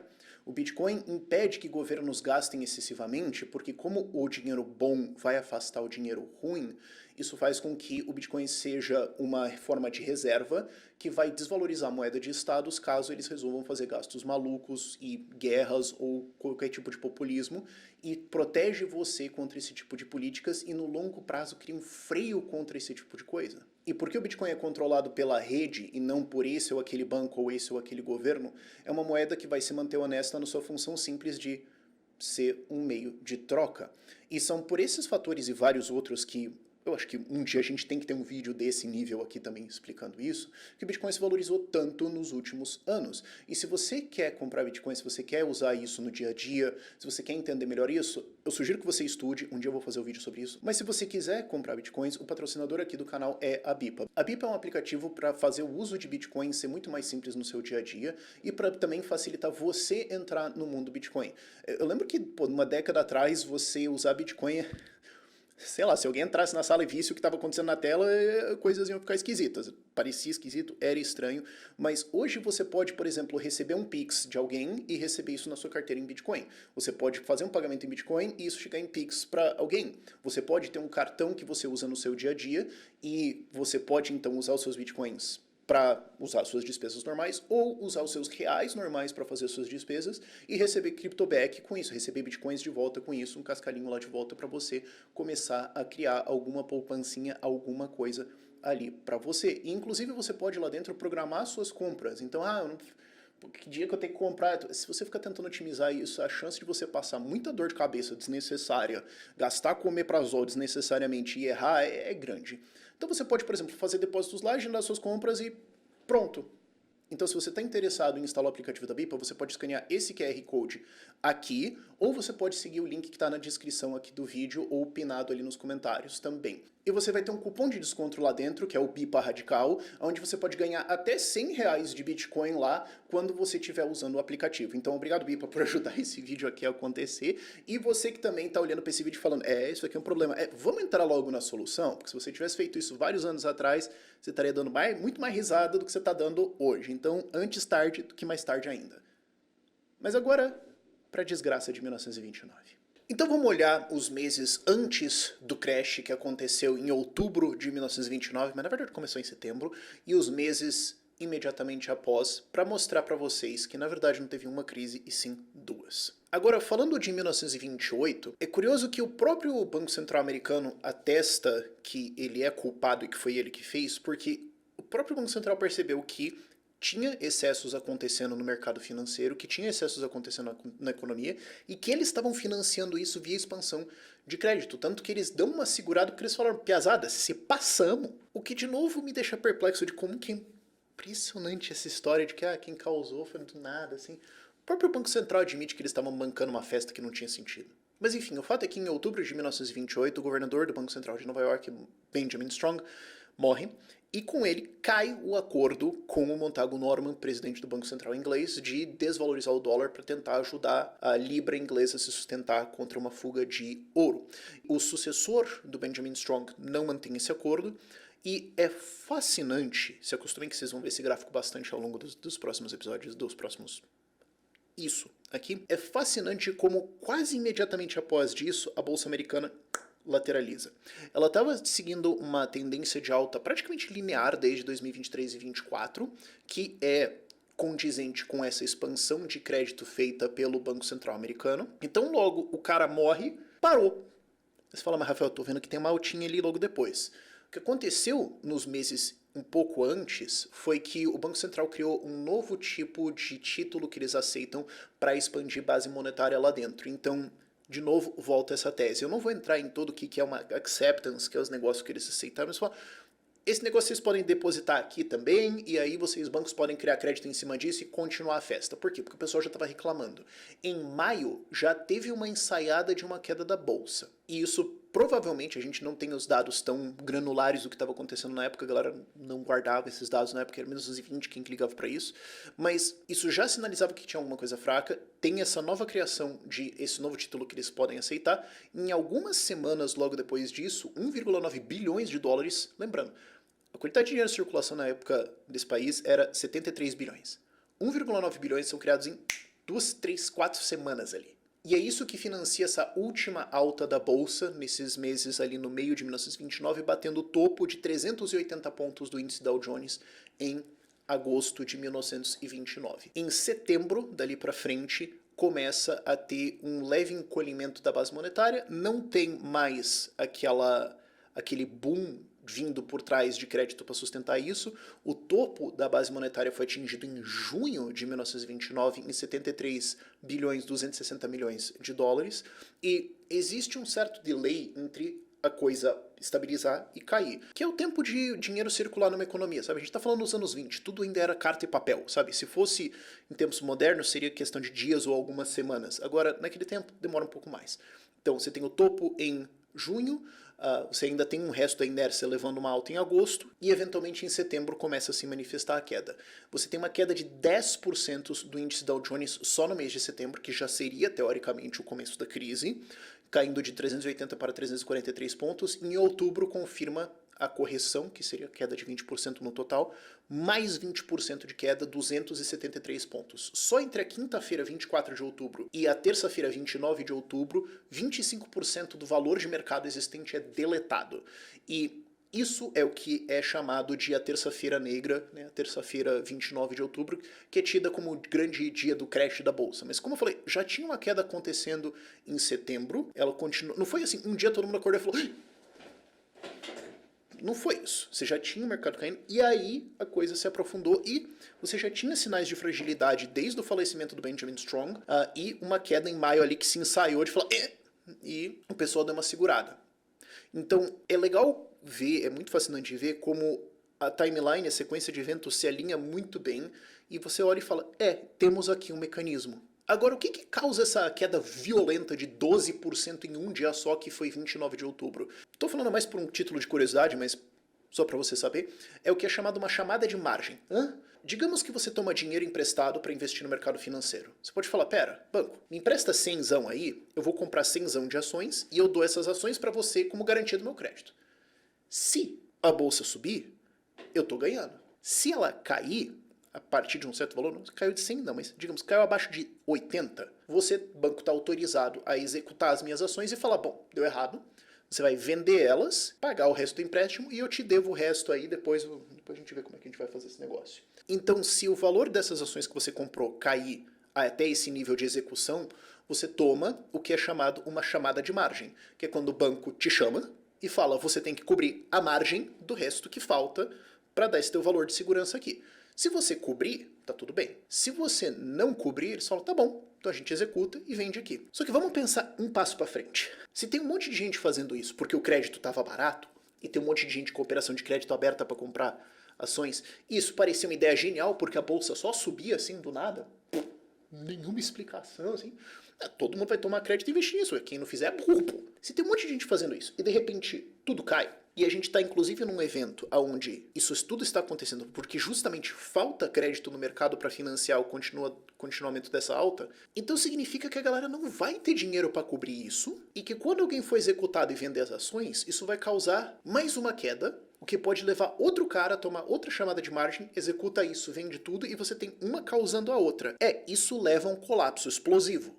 Ah, mas isso pode acontecer no livre mercado? De maneira pontual, sim. Agora, o que levaria várias pessoas, uma massa gigantesca, a estar alavancada num negócio, a estar com crédito aberto num negócio, que todo mundo achou que era uma puta boa ideia e de repente cai? Sabe, a qualquer momento você vai ter gente tomando decisões erradas e perdendo dinheiro. Mas quando todo mundo faz isso junto, do nada, você precisa de uma explicação melhor do que, acontece. E o que acontece nos meses seguintes é uma correção, vai caindo em setembro, outubro, novembro, dezembro, mas no começo de 1930, o mercado dá uma retomada. Faz sentido, porque com o vídeo até agora você pode ter criado uma impressão de que eu estou dizendo que todo o crescimento dos anos 20, de 23 a 29, foi falso, foi uma grande mentira. Não. Você vai ter dois componentes. Um é o crescimento real da economia, que de fato está enriquecendo, de fato está produzindo mais, e depois você tem um outro excesso artificial falso criado por esse crédito falso extra. Se o Banco Central para de sustentar isso e isso cai, vai sobrar o que tinha de crescimento sincero ali mesmo. O que pode ser até que o pessoal seja levado um pouquinho, mas se a gente está dizendo que a bolha começou em 23 e estourou em 29, não faz sentido o mercado cair para um nível abaixo de 23. Pode ser até que momentaneamente, porque explodiu todo mundo está tomando chamada de margem e tudo mais assim. Sustentadamente, ao longo de semanas, meses? Não, pode ser que pisca aquela vela para baixo que todo mundo... Quem viu sabe o que é. Mas não faz sentido o PIB americano, vamos esquecer então o mercado financeiro, não faz sentido o PIB cair para um ponto antes de 1923. Agora o que a gente vê é, primeiro, uma estabilização nos primeiros meses de 1930, que volta ao mercado mais ou menos onde ele estava em 1927 ou 28, que é o que faz sentido. E depois disso, 85% de queda, e o PIB americano cai para metade do que era em 1929. Menos do que era em 1920. A bolha pode criar uma parte de um crescimento falso. Agora, destruir mais do que já estava construído? Não. Vamos dar uma parada aqui e olhar a foto. Maio de 1930. Daqui a pouco vocês vão entender por que maio de 1930. Mas eu estou indo aqui dentro desse período de outubro de 28 até maio de 30. Se você tirar a foto nesse mês e olhar o resultado dos últimos 10 anos, eu estou pegando 10 anos porque seria um prazo longo, que é o que a gente olharia no mercado financeiro de retornos, o seu retorno seria de 11,5% ao ano. Cara, é um retorno bem razoável. A bolsa brasileira nos últimos 20 anos em dólar deu zero. Então assim, 11,5% por ano num período de 10 anos, sendo que no meio disso teve a crise de 21 e 22, teve a crise de 20 e 21, teve a gripe espanhola e teve a crise de 29, pô, cara, com a Europa tomando inflação pra todo lado, tiro pra cima e gritaria, você fala, pô, consegui 11,5% de retorno aqui? Cara, acho difícil encontrar alguém que ia reclamar disso aqui. Sabe, isso parece aquela galera que, assim, Bitcoin tá a 100 mil dólares. Pô, quando eu escrevi essa pauta tava 100 mil, agora tá 120. Bitcoin tá 100 mil dólares. Aí o cara tá falando, puta, eu devia ter comprado quando tava 80. Eu sou muito burro, cara. Eu tinha o dinheiro ali na mão. Pô, eu podia ter agendado a compra lá na BIPA, podia ter comprado isso. Por que eu não comprei? Droga, agora tá 100, tá caro. Agora eu não vou comprar porque tá caro. Aí semana seguinte, blau, sangue na rua, cai por 80 mil. Você fala, pô, cara, e aí, você vai comprar agora? Não, agora eu não quero. Esse troço só cai. Você queria comprar em 80, pô? Quer dizer, agora a bolsa caiu para onde ela estava em 1928, nós temos uma crise. Em 1928 tava todo mundo feliz, pô. Em 1928 tava todo mundo falando, isso aqui, uau, descobri uma nova receita. Aí agora nós estamos aqui de novo e você fala, é o fim da humanidade. Não, não cabe esse argumento. Então o que eu tô querendo dizer aqui é o que eu falei lá no começo. Não teve uma crise. Teve duas. Vamos olhar os dados. Base monetária. O que eu estou falando aqui, a expansão de base monetária gera um boom falso e depois o encolhimento dela vai gerar o crash. Tá bom. Quanto que a base monetária encolheu em 1930? 2%. Ok, é o suficiente para causar uma crise? Sim. Umas quedas de liquidez momentâneas ali são suficientes para gerar o tipo de cenário que a gente viu? Sim. 100%. Puramente parar de crescer já seria o suficiente. Encolher, então, ok. Isso explica uma queda de 30, 35% em bens extremamente alavancados numa bolsa bem rudimentar, numa economia ainda não tão robusta assim? Sim. Isso explica 85% de queda logo depois disso? Não.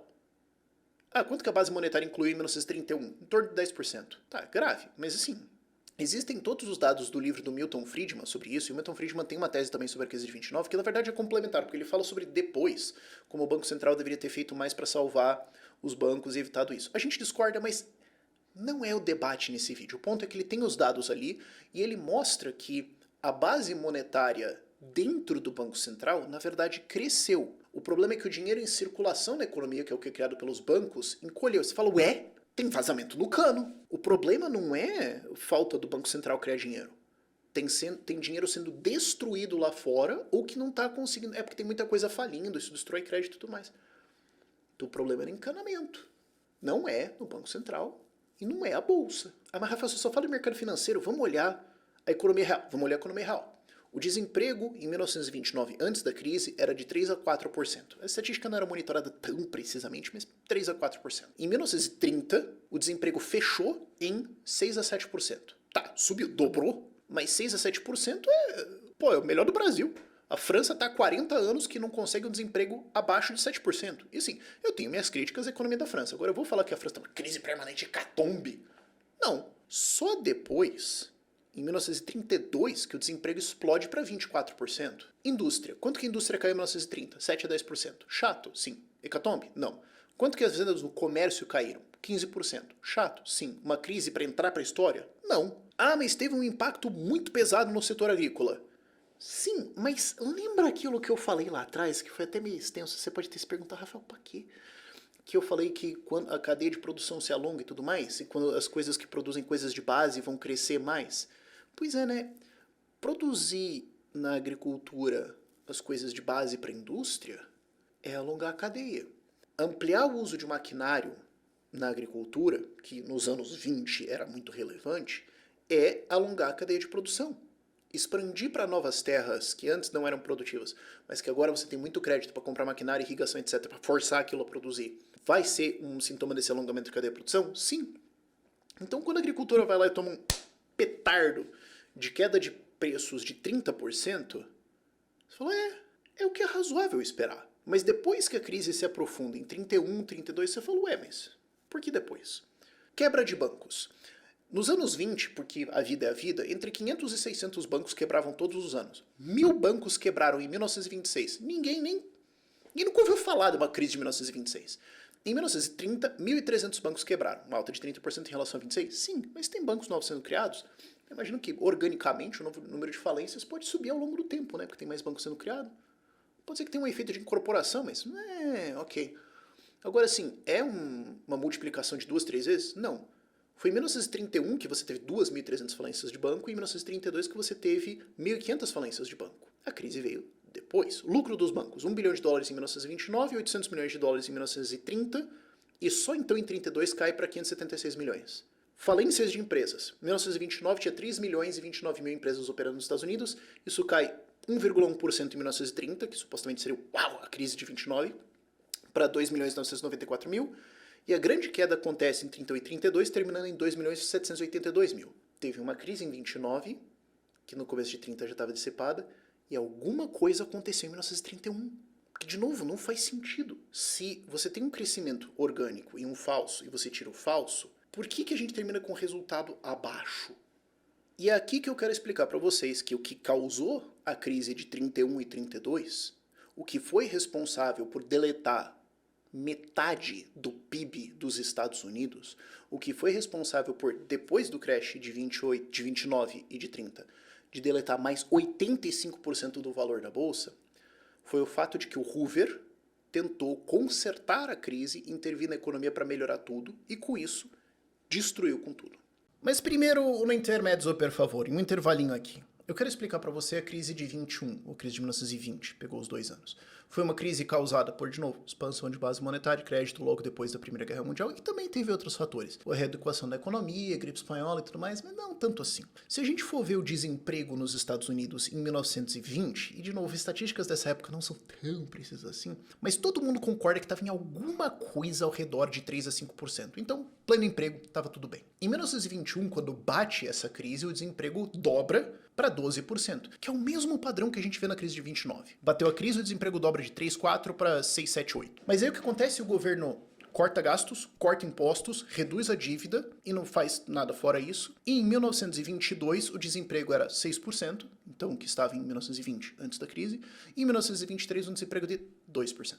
E aqui tem algumas variações de estatísticas e fontes diferentes. Alguns dizem que o topo do desemprego foi 9, alguns 10, 11, 12. Isso vai variar de cidade para cidade, isso vai depender de onde você está coletando, mas vocês entenderam o ponto. Você tem uma dobrada de desemprego e no ano seguinte metadada, seguiu. Na verdade, não é que o governo fez nada, eles reduziram gastos, dívidas e impostos. Então vamos aos dados. O orçamento em 1920 era de 6,9 bilhões de dólares, de novo, teve muita inflação de lá para cá, e ainda tinha um bom tanto aqui de orçamento restante da Primeira Guerra Mundial, por isso foi tão fácil cair para 1921 para 5,5 bilhões, mas eles continuaram caindo para um orçamento de em torno de 3,6 bilhões em 1923 e ficaram ao redor desse número até 1929. Então é um corte de governo aí de 50%. É o tipo de coisa que o Javier Milei na Argentina ia olhar e falar, tá aqui o meu sonho. Se bem que o resto também eu gostaria de cortar, mas, pô, imagina cortar 50% do gasto. Se alguém fizesse essa proposta no Brasil, o que iam chamar esse cara? Mas corte de impostos caindo de 7,4 bilhões em 1920 para 4,3 bilhões em 1922. É 42% da carga tributária do país. Dado que o Brasil pagou 3,6 trilhões de reais de impostos em 2024, seria equivalente a um corte de impostos no Brasil de 1 trilhão 512 bilhões de reais. Se a gente tivesse um corte de impostos de 12 bilhões de reais, a gente já ia agradecer.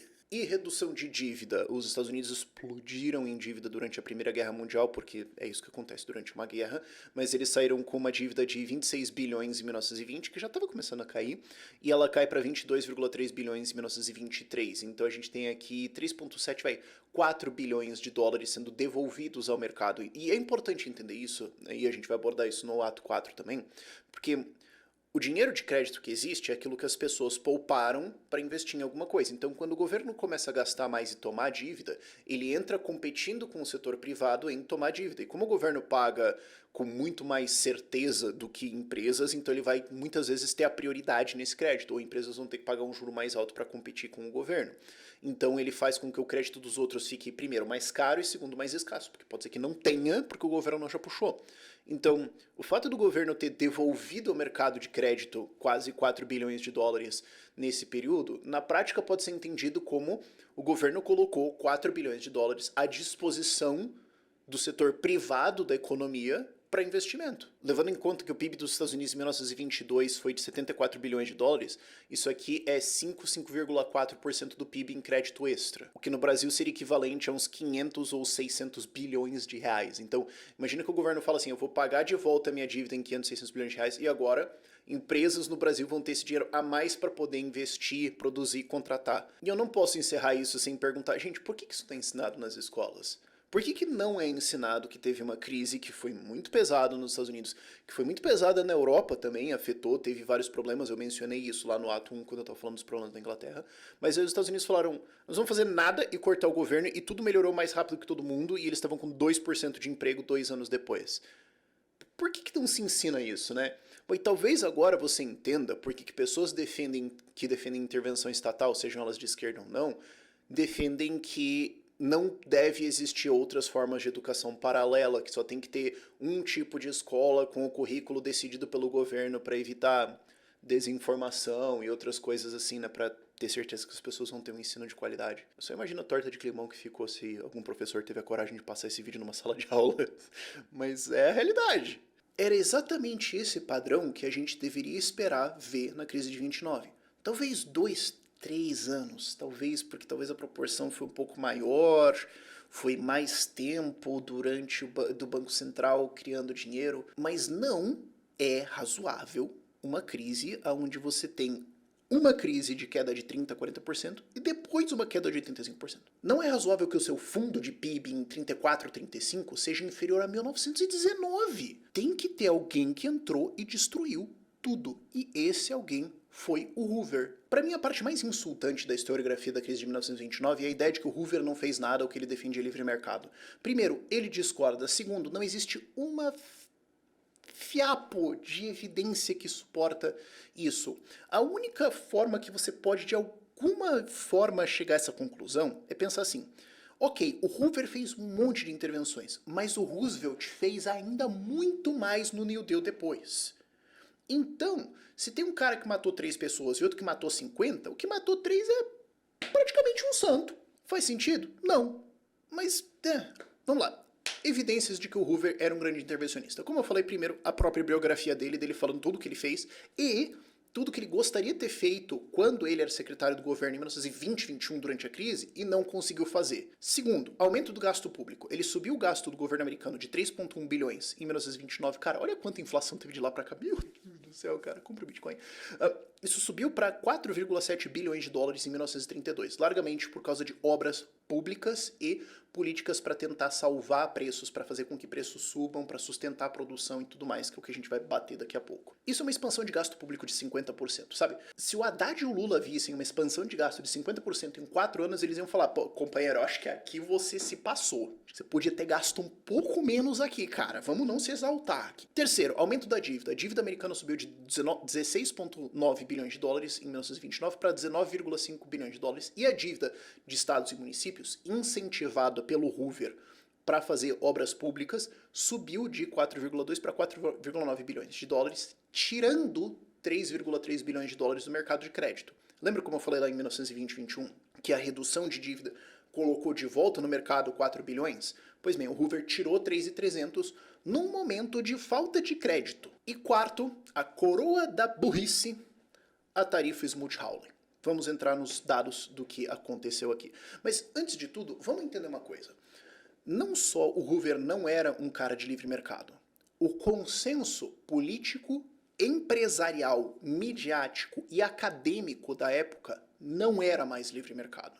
Ok, a fundação dos Estados Unidos é instituições de liberdade e propriedade privada. Ok, tinha gente que não concordava com isso lá na fundação.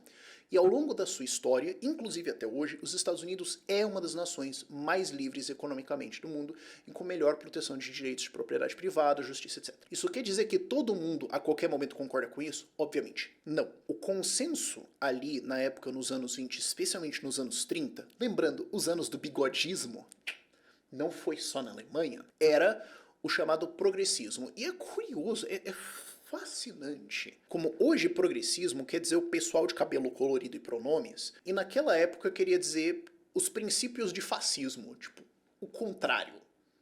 Bem que às vezes é meio parecido, mas não cabe aqui essa discussão. O que era o progressismo? E aí tem dois livros que eu recomendo para você. The Progressive Era, do Murray Rothbard, e Illiberal Reformers, que narra a origem dos reformadores políticos e econômicos e acadêmicos, que foi a galera que influenciou muito o pensamento e policy, a legislação dos Estados Unidos, especialmente de 1880 para frente até aqui, 1930 e 1940, e como a origem de pensamento deles é vários pensadores que estudaram na Alemanha com vários pensadores que também ajudaram a fundamentar a ideologia do bigodismo. Então eles não eram liberais, eles eram anti-liberais. Os empresários da época, se você vê as biografias dele, recomendo muito a biografia House of Morgan, do Pierpont Morgan, do banco JP Morgan. Ele era um banqueiro que tinha a ideia de que ele conseguia organizar as coisas. Ele ficava puto, que vivia tendo crise e tudo mais, ele tinha que resolver. Ele foi um dos principais puxadores de criar um banco central para o Estado intervir na economia, intervir no sistema bancário, salvando tudo para evitar creches, porque ele estava de saco cheio disso.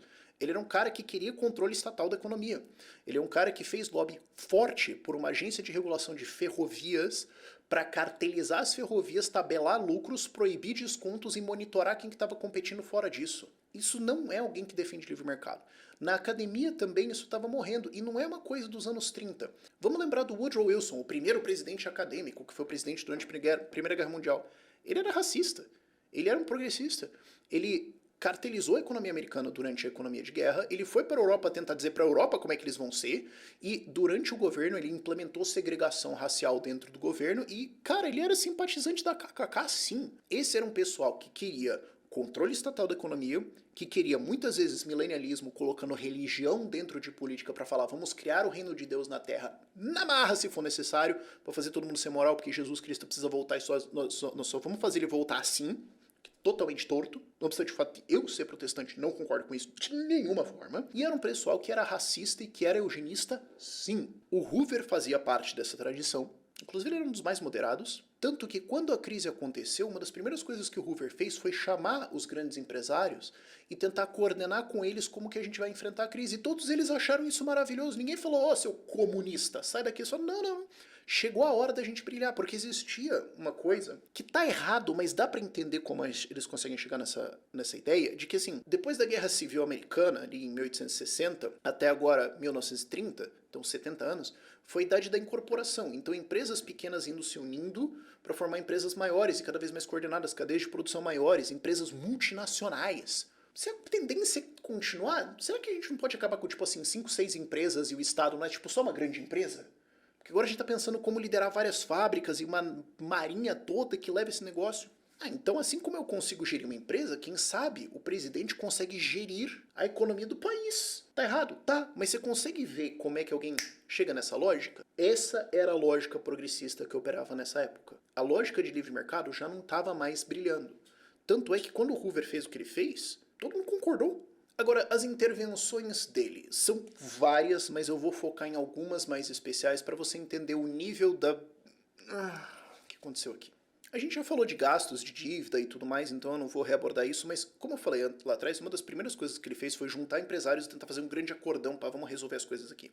E uma das coisas que ele propôs foi vamos não demitir e vamos não baixar salários, porque durante uma crise, bom, tem coisas que não é mais para eu produzir, que não faz sentido, inclusive é o ponto inteiro da teoria que eu expliquei até agora. Então a gente deveria fechar essas linhas de produção e demitir essas pessoas. É triste? É, mas aí então, como os salários vão baixar e vai ter pessoas livres, outros empreendedores podem contratar essas pessoas para fazer coisas que agora fazem sentido. Se a gente não demite eles, primeiro que salários vão continuar mais altos, então quem está desempregado não vai conseguir emprego por causa disso, porque inclusive nós estamos numa crise. Segundo, a minha empresa vai carregar prejuízos mais do que ela deveria, insistindo em coisas que não fazem sentido. Ah, não, mas é que se a gente demitir, não tem crise. É, se você não fosse no hospital, você não toma diagnóstico da sua doença também, mas não é uma boa ideia. Quando elas finalmente falarem, cara, não dá, e demitir, vai ser pior ainda. Outra coisa, expansão de gastos com obras públicas, o que gera vários problemas. Primeiro, mais gastos, 400 milhões de dólares. Lembrando, o gasto do governo americano era tipo 3 bi nessa época. 400 milhões de dólares em obras públicas em 1930 e um programa chegou a 1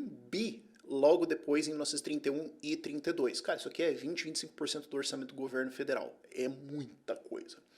E isso é para criar infraestrutura que a gente precisa. Não, mas pera! A gente acabou de discutir que a natureza da crise foi investimento irracional em coisas que não precisava ter feito, fundamentado em crédito desnecessário. E aí você vai agora endividar o governo para construir essas infraestruturas que, se tivesse sentido ou necessidade, a iniciativa privada tinha construído, porque nessa época eles podiam construir. Então, vamos então se endividar durante uma crise, portanto reduzindo a quantidade de crédito disponível para construir infraestrutura que não tem necessidade.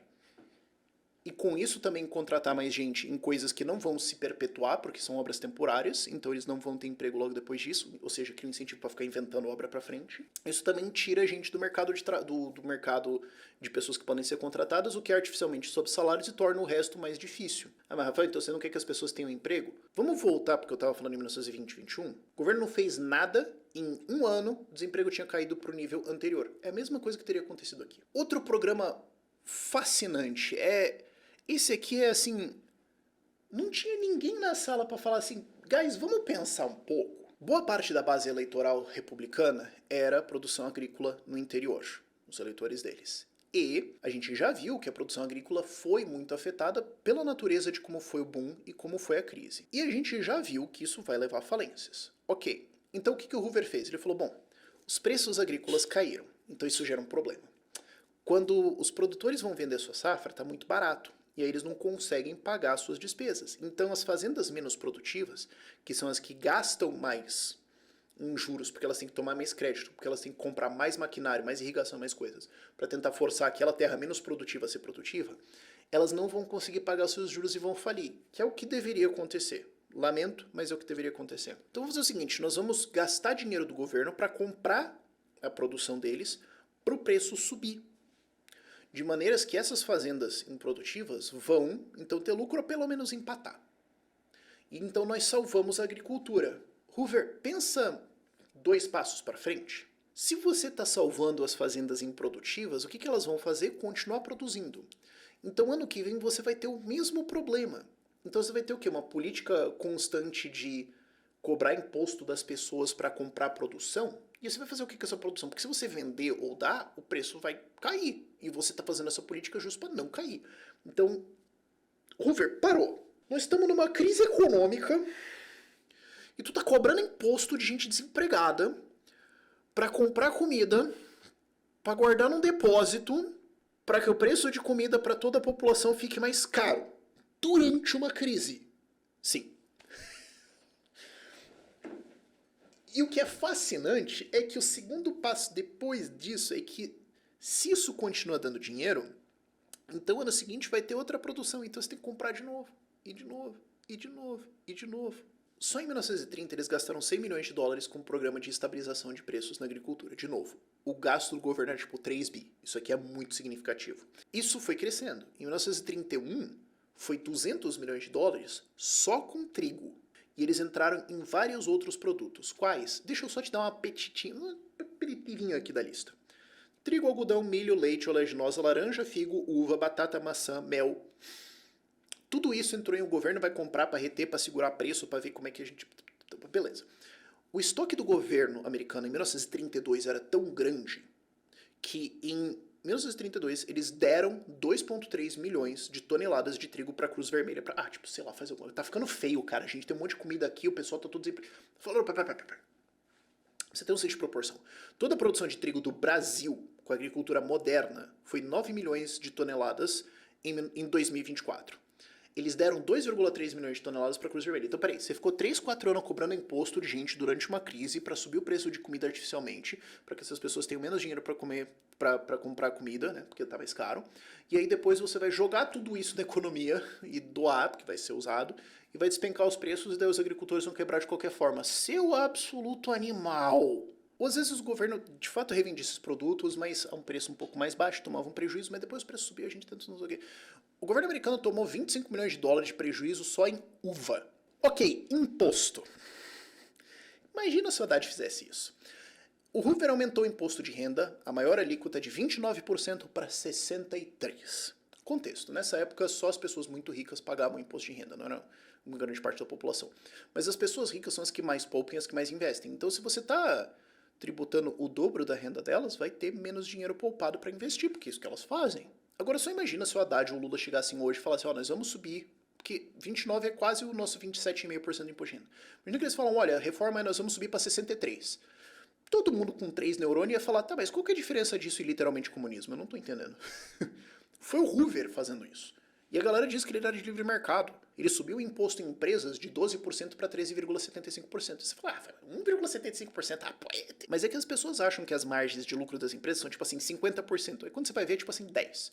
Durante uma crise cai para 3, 4%. Beleza, se o governo coloca mais 2% de imposto, eles acabaram de levar metade da margem de lucro.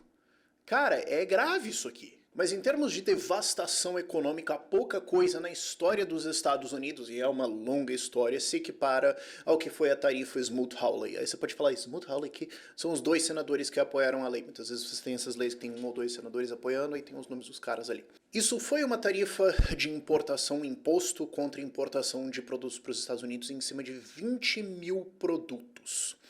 Isso subiu a tarifa média de importação de 40%, o que já era alto, para 60%, o que foi o maior nível da história dos Estados Unidos, exceto em 1848, quando foi aprovada uma lei que foi apelidada de Tarifa das Abominações. Essa foi equivalente. Ela foi aprovada em junho de 1930 e é por isso que eu fiz o corte em maio de 1930. A partir daqui, até a instalação dessas tarifas na prática e isso começar a afetar os preços dos Estados Unidos, isso destruiu a economia americana. Primeiro, ao encarecer importações que são necessárias para a operação da indústria e da produção americana no geral, e segundo, porque países retaliam tarifas. Se você coloca tarifas de importação neles, eles colocam em você. Um dos maiores produtos de exportação dos Estados Unidos era produtos agrícolas.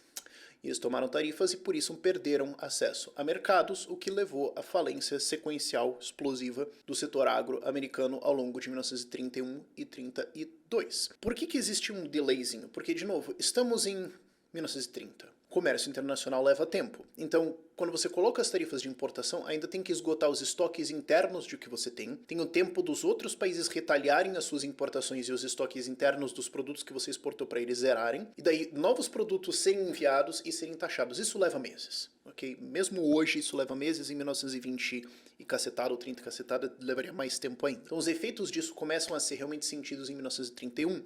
Então, o desemprego dispara em 32 para 24, 25% e a economia americana é devastada, fazendo então a queda de 85% da bolsa de maio de 1930 para frente, até o fundo que foi alcançado lá em 1935, quando coincidentemente a tarifa foi revogada, e respondendo então pela destruição do restante do PIB até descer a 53, 55 bilhões de dólares, que foi o fundo. Lembrando que eles estavam em pouquinho bilhões em 1929, 103 bilhões em 1929. Parabéns, praticamente metade da economia americana deletada. Fascinante isso. Para a gente ter uma noção da perda de mercados que os Estados Unidos teve, eles tiveram uma queda de 5,4 bilhões de dólares de exportações em 1929 para 2,1 bilhões de dólares em 1933, depois que todos os países retaliaram e o comércio caiu. Então essa queda de 3,3 bilhões de dólares perto do PIB deles, que chegou a ser 55 bilhões de dólares, é de em torno de 6% do PIB de comércio perdido. Vamos ter um paralelo com o Brasil. O Brasil exportou em 2024 153 bilhões de dólares de produtos agrícolas, numa economia de 2 trilhões e 250 bilhões de dólares, o que dá 6,8% do nosso PIB. Então, o que aconteceu foi o equivalente a... Imagina se o agro brasileiro não exporta mais nada. Vamos nos aprofundar aqui nos dois efeitos disso. Primeiro, a perda de mercados e o que causou de falências nos Estados Unidos e depois o aumento de gastos por causa da produção americana. Primeiro, a gente já falou lá atrás que tinha um problema no agro. Ele expandiu de maneira irracional, com muito investimento, e depois teve os Estados Unidos sustentando preços, todas as políticas idiotas e tudo mais. Ok, beleza. Aí agora você vai lá e perde mercados de exportação.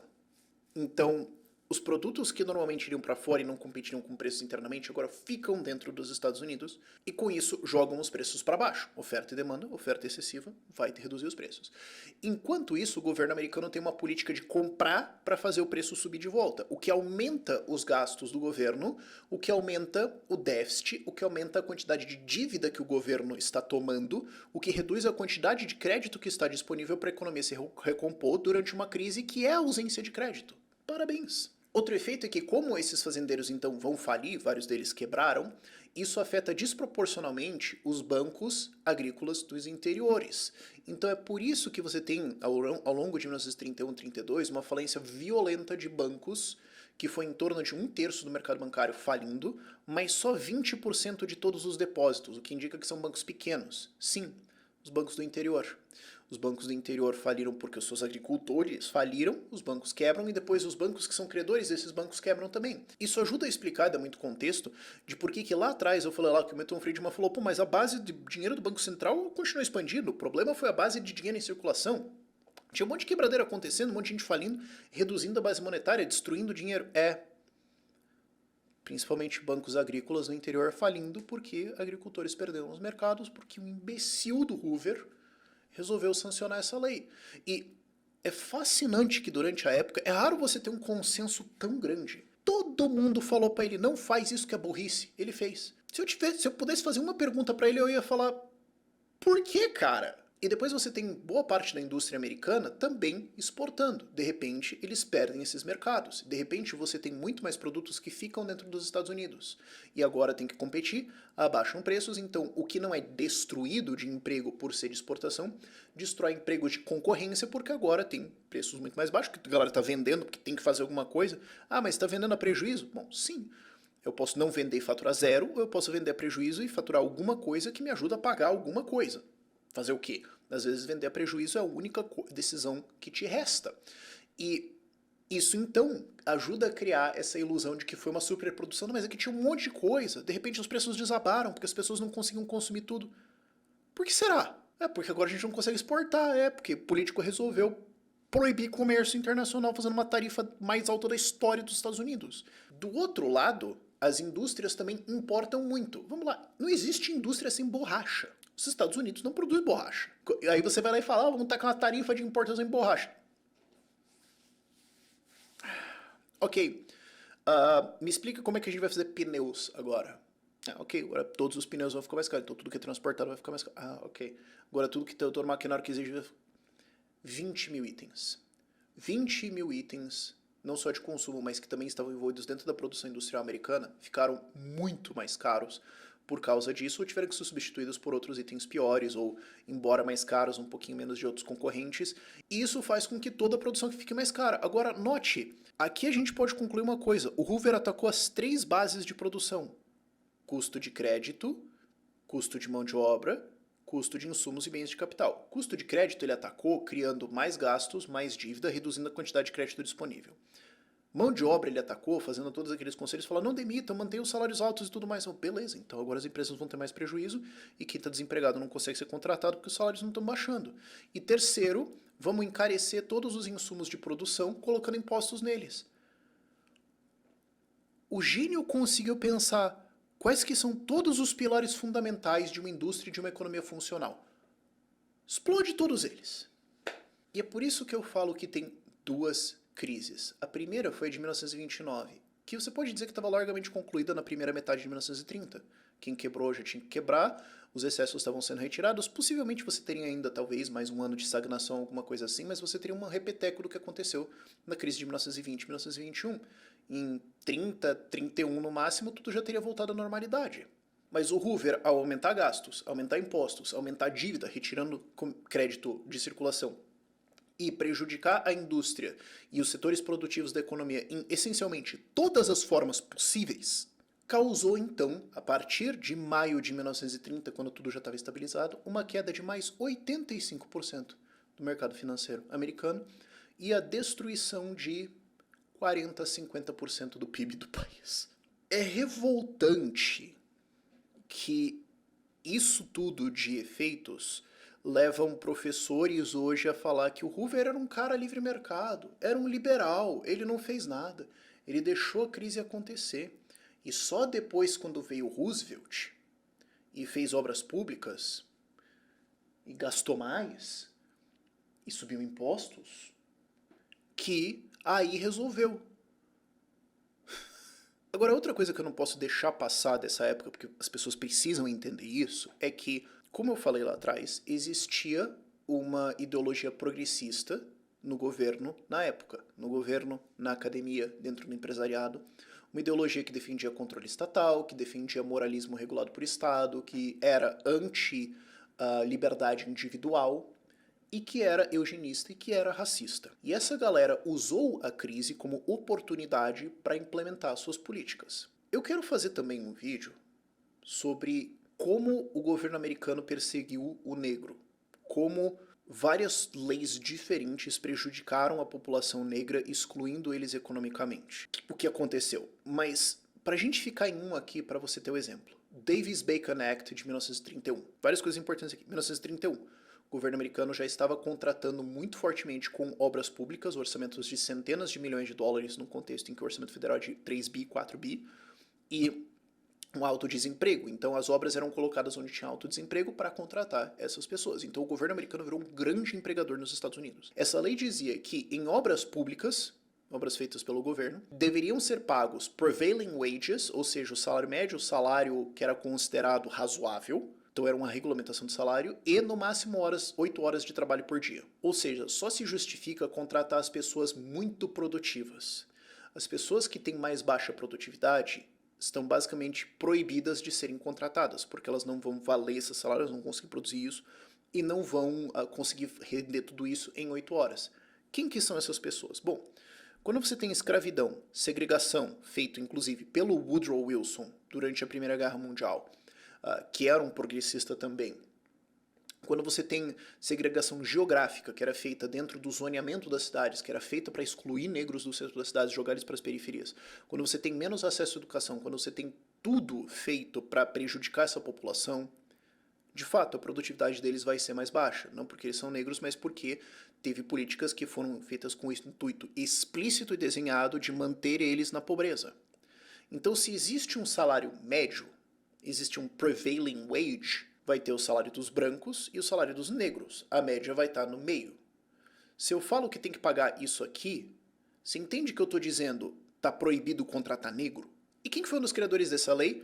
James John Davis, Davis-Bacon Act. James John Davis era abertamente racista. É diferente do Woodrow Wilson, que simpatizava com a KKK, passava um filminho, mas falava tipo, gente, não, calma, poxa, né? O Davis abertamente falava que, poxa, que bom que a gente tem eugenia, porque agora o americano entendeu a diferença entre sangue bom e sangue ruim.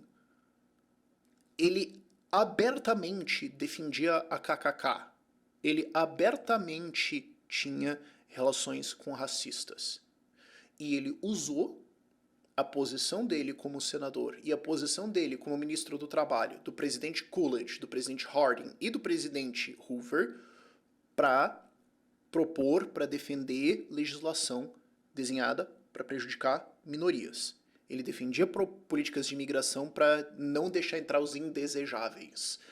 Então, ele usou isso para falar, é a nossa hora de criar salário mínimo, restrições de horas de trabalho e outras coisas que fazem com que minorias não sejam empregáveis. Não é coincidência que essa é a era da ascensão de direitos trabalhistas, né, nos 30, anos 40, porque nos Estados Unidos o que você tinha era um alto desemprego e sindicatos de brancos e políticos brancos falavam, bom, se alguém vai passar fome, não vai ser a minha raça, vai ser a outra. E eles usavam vários tipos de legislações, de salários, de aonde a pessoa morava, de histórico, de várias coisas, para excluir intencionalmente negros. Então, quando você vai e olha para hoje políticas iguais a essa, que tem o mesmo efeito de prejudicar minorias, o que acontece é que as pessoas que defendem isso hoje defendem porque elas não têm noção da história, elas não têm noção do que aconteceu, elas não têm noção das ideias de quem criou isso aqui. E acabam defendendo políticas para tentar ajudar os pobres que na verdade foram desenhadas para manter pobre pobre. Agora, isso posto, apesar de ter espancado o Hoover aqui de várias formas diferentes, uma coisa eu preciso defender ele. E é a coisa que o Rothbard defende ele nos 2 livros dele, no American's Great Depression e no Progressive Era. Teve uma linha que ele cruzou. O que eu tô te dizendo aqui é que existia um movimento basicamente proto-fascista nos Estados Unidos. Todos os elementos base ali, anti-liberdade de mercado, anti-liberdade do indivíduo, defendendo regulação estatal não só de como que uma indústria vai funcionar, coisas, mas de lucros, de faturamentos, de cartelização das indústrias, de organizar o comércio internacional. Existia um grupo que defendia moralidade imposta pelo Estado. Depois você tem leis de proibição de bebida, esse tipo de coisa. Existia esse grupo que falava, não, a gente precisa de um líder forte, acima dessa coisa de legislação, constituição, essas coisas bobas aí, que vai simplesmente falar que é, e é isso aí. Isso é a raiz de fascismo. E esse movimento queria que o Hoover fizesse ainda mais. Embora ele tenha feito várias coisas erradas, em vários pontos ele também estava tentando segurar os outros. Falou, não, eu tô propondo 1 bilhão de obra pública. Ah, que tal 2? Não, peraí, calma, amigo. Não, segurou. Ah, mas a gente tá tentando organizar aqui, os caras podem emitir. Vamos obrigar, vamos passar uma lei. Não, peraí, calma. Não vamos aqui intervir na lei em como vai ser emprego, salário, etc, etc. Vamos conversar com os caras e tentar levar na boa. Por mais que ele defendesse intervencionismo em um nível muito significativo para a época, do que foi pedido dele, ele não entregou tudo.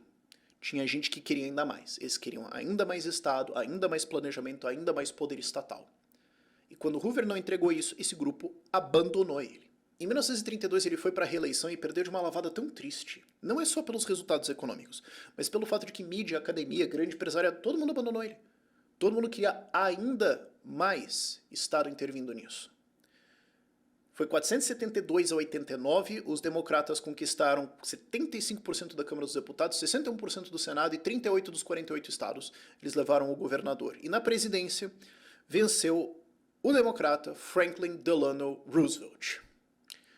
Com ele veio o New Deal, que era justamente entregar toda essa intervenção, planejamento e cartelização, institucionalização de racismo e eugenia e intervenção moral no país que esse grupo queria. E é fascinante que a esquerda defende ele, defende essas políticas, defende todo esse legado de fascismo, de proto-fascismo que foi influenciado, que foi implementado nos Estados Unidos, comemorou quando foi colocado aqui e não sabe as origens das suas ideias.